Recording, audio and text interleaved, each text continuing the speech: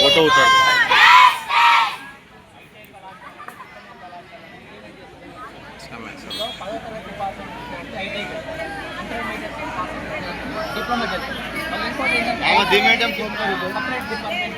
Diploma అనేది separate department.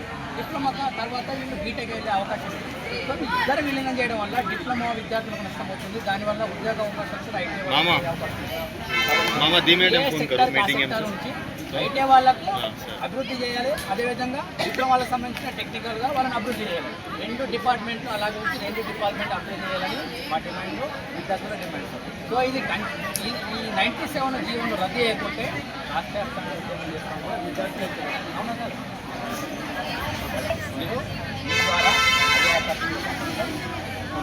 కళాశాలను diploma కళాశాలను మెర్జి చేస్తూ జియో నంబర్ 97 తీసుకురావడం అనేది డిప్లొమా విద్యార్థులకు అటు ఐటీ విద్యార్థులు తీరని అన్యాయం జరుగుతూ ఉంటుంది. దాదాపు 3 కిలోమీటర్ల దూరం నడుచుకుంటూ వచ్చి నవీపేట ప్రభుత్వ పాలిటెక్నిక్ కళాశాల నుండి ఎంఆర్ ఆఫీస్ కళాశాల ఈరోజు పీడిఎస్ విద్యార్థి ఆధ్వర్యంలో ధర్నా చేయడం జరిగింది. అయ్యా రేవంత్ రెడ్డి గారు, గత ప్రభుత్వ నిర్లక్ష్యం వలన విద్యార్థులు మోసపోవడం జరిగింది.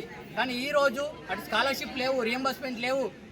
అదే సందర్భంలో ఈరోజు ప్రభుత్వ విద్యాసంస్థలు బలోపేతం చేయకుండా ప్రభుత్వ విద్యాసంస్థలను నిర్వీర్యం చేసే విధంగా ఐటీఐ కళాశాలను డిప్లొమా కళాశాలను మెర్జి చేయడం చాలా దుర్మార్గమైన విషయం. నీకంతా విద్యార్థుల మీద నైపుణ్యాలు స్కిల్స్ పెంచాలని ఆతృత ఉంటే వెంటనే ఐటీఐ కళాశాలలో కావచ్చు, అటు డిప్లొమా కళాశాలలో కావచ్చు ల్యాబ్ ఫెసిలిటీ కల్పించండి, సరైన వసతులు కల్పించండి, విద్యార్థులకు నైపుణ్యంలో ముందడుగు వేసే విధంగా చర్యలు తీసుకోండి. కానీ ఈ విధంగా రెండిటి వేరే వేరే డిపార్ట్మెంట్ అయినా కానీ ఆ డిపార్ట్మెంట్ కలిసి వల్ల విద్యార్థులు నెక్స్ట్ ఫ్యూచర్లో ఆపర్చునిటీ కోల్పోయే అవకాశం ఉంటుంది.